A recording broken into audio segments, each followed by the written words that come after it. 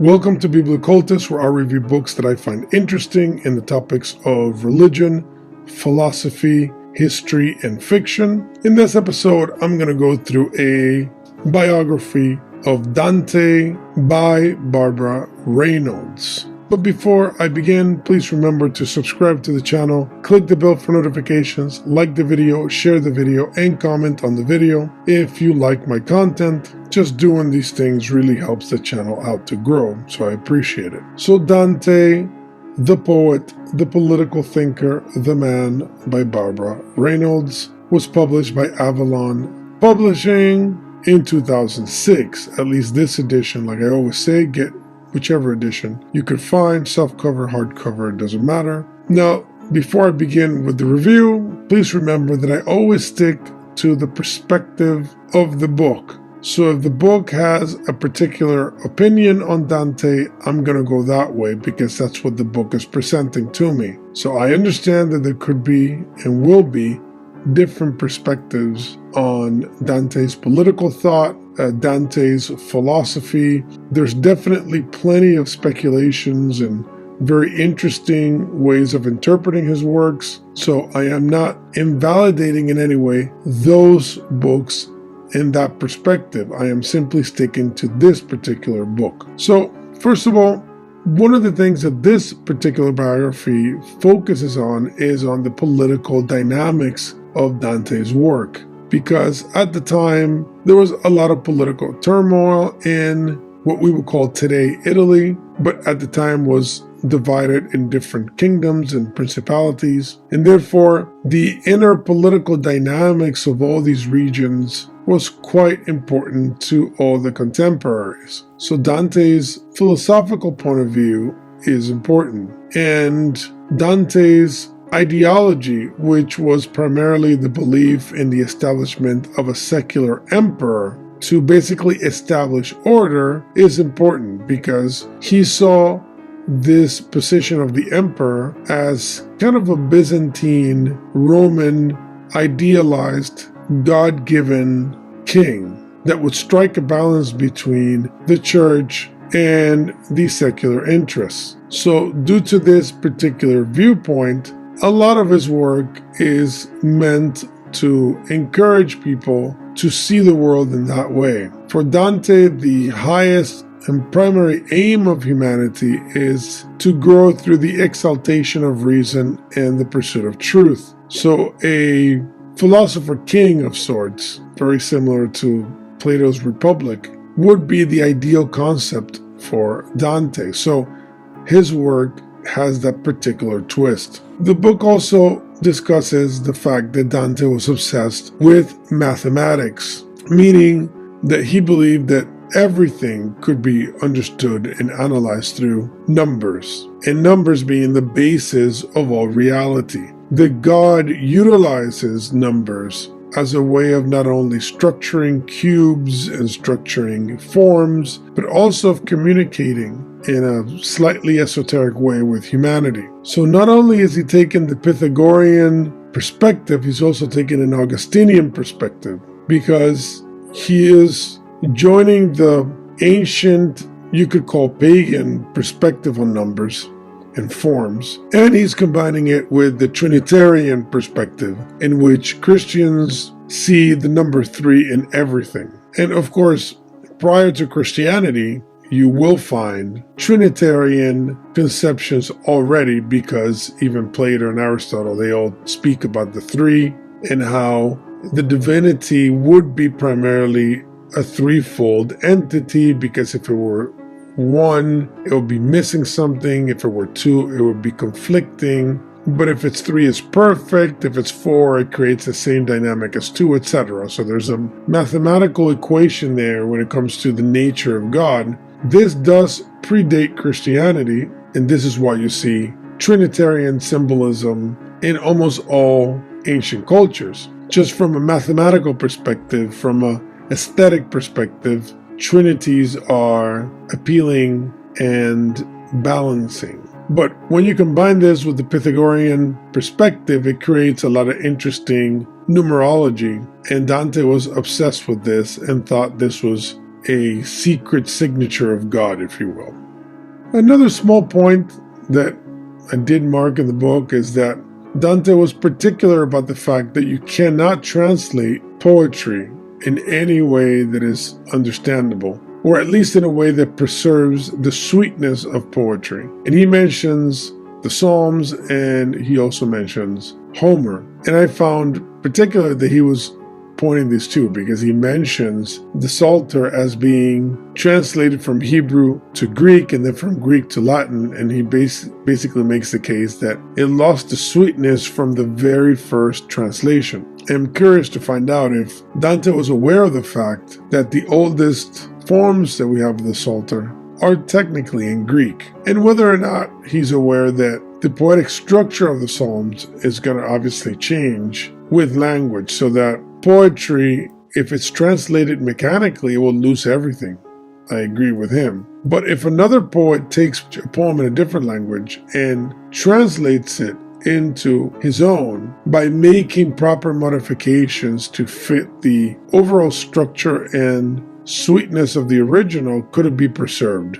I myself have seen and tried to translate certain poems as an experiment, and of course I think it can be done, but the moment you do it, you're really not translating anymore, you're doing an interpretation. And I think that term, interpretation, is very fascinating, because Muslims use that term when someone translates the Quran into English or Spanish or any other language. They don't call it a translation, they call it an interpretation, because they believe it is not possible to translate the Quran, or when you translate it, it's not the Quran anymore, because the Quran can only be the Arabic of the Quran. That's it. Once you start translating, it is not the proper book. And Dante would agree with that. That stood out to me. Another important aspect of Dante is that he saw all history, all reality as allegorical, meaning that everything can be interpreted in an allegorical fashion. That doesn't negate literal truth or reality. It simply means that for Dante, you can actually have two meanings at the same time. So for example, he saw the 9 heavens as being real, literally real. Nonetheless, he saw allegorical meaning in the 9 heavens, and therefore he combined these two ways of looking at it in his work. And I've mentioned before that ancient people saw most things like that. At least that's my impression from studying ancient works. And obviously, as a reader in this time and space, my interpretation is not going to be accurate when it comes to how people saw it at that time. I'm aware of that, and I have to accept that, because that's a limitation that we all have. But my impression is that everything was fully integrated, and therefore you could believe in both a literal angel and an allegorical angel, that both things can happen. And a lot of biblical works can be seen the same way. Genesis, Exodus, etc. So Moses being placed in a basket has a lot of allegorical power, but also it can be literally true. And Dante seems to be in that flow as well. Now, of course, Dante's works are highly religious, and I assume that most people understand that. He was a Catholic, a deeply religious Christian, and therefore his entire worldview revolves around this perspective. Now, he saw Rome as sacred, like most Roman Catholics did, at least in the past. And most of the interpretations that he has are pretty standard Roman Catholic points of view, so that the founding of Rome is connected to the era of King David being a prototype and Rome being its reflection. And then Jesus Christ as an emblematic king who also reestablishes the power of Rome and renovates Rome in a way. He reestablishes the Roman divine position. And traditional Catholics always saw even the system of roads and of aqueducts and political structure as the fundamental basis for the spread of Christianity, and therefore saw Rome as a divinely established government and civilization. And therefore, Christianity had to be Roman. It became Roman because Rome was established by God for this very purpose. And I think this is a good spot to read a quote that is, in fact, related to this point. Quote, If Christ had not suffered under a qualified judge, that suffering would not have been a punishment, and the judge could not have been qualified had he not had jurisdiction over the whole human race. Since it was the whole human race that was to be punished in that flesh of Christ, who was bearing and sustaining our griefs. And Tiberius Caesar, whose vicar Pilate was, would not have had such jurisdiction unless the Roman Empire had been of right.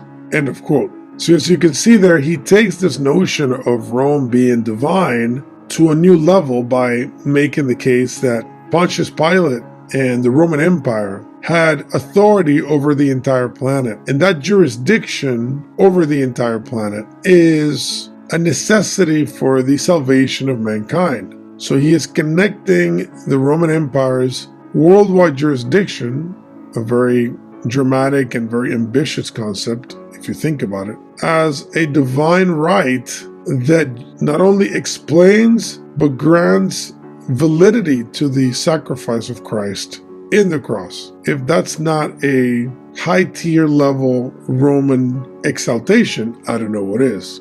And it also reminds me of the Roman Church and its jurisdictional claims, because a lot of the conflicts that led to the Great Schism between the East and the West of the Roman Church has to do with jurisdiction.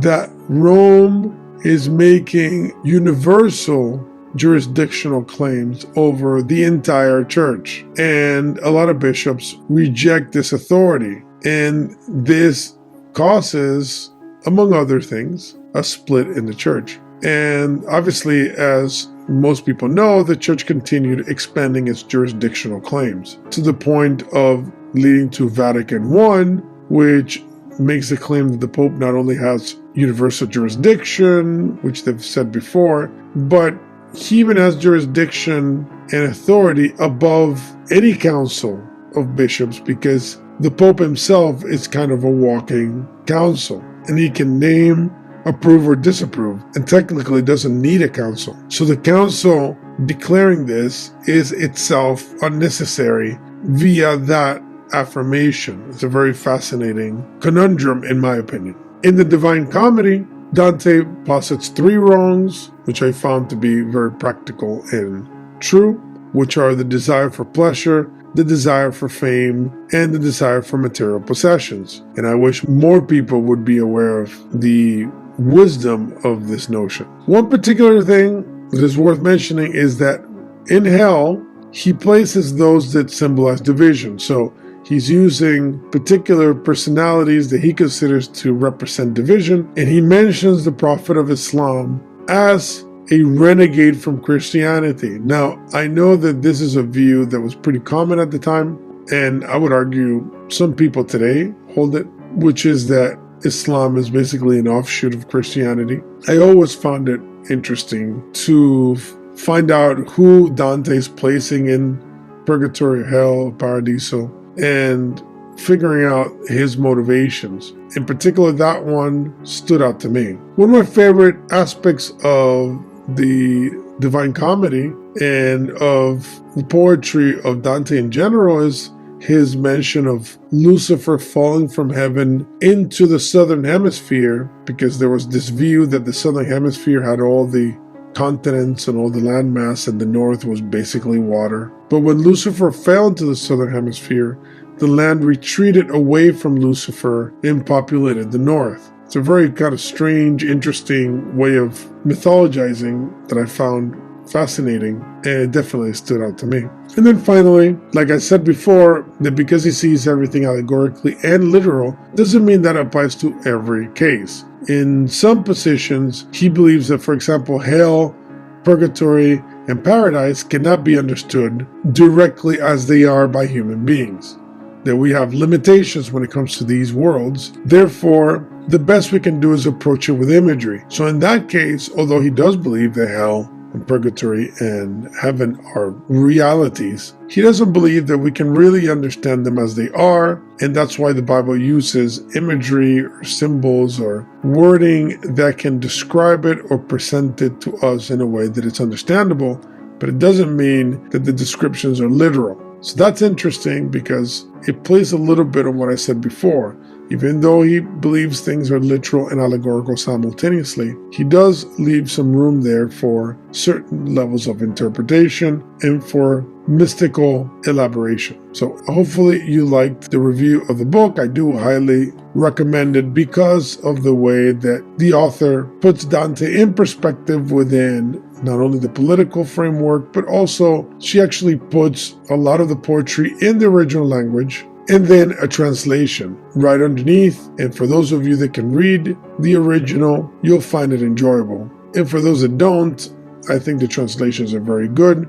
So the whole book itself is a very easy read and has a lot of content, and it will probably motivate you to go further and read other books on Dante, etc. So don't forget to subscribe to the channel, click the bell for notifications, like the video, share the video, and comment on the video. I would really appreciate it. So thank you for being with me.